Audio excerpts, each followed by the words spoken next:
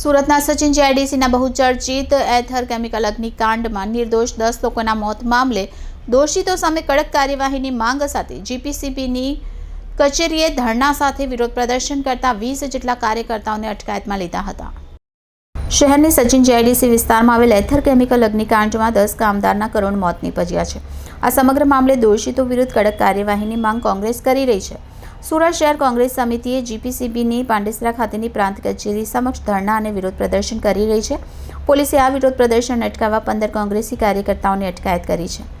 Ather chemical કંપનીના અગ્નિકાંડમાં 10 નિર્દોષ કામદારોનો જીવ હોમાઈ ગયો. હજી સુધી આ અગ્નિકાંડની પોલીસ ફરિયાદ થઈ નથી. આ મામલે દોષિતોને બચાવવામાં આવી રહ્યા હોવાની ચર્ચા છે.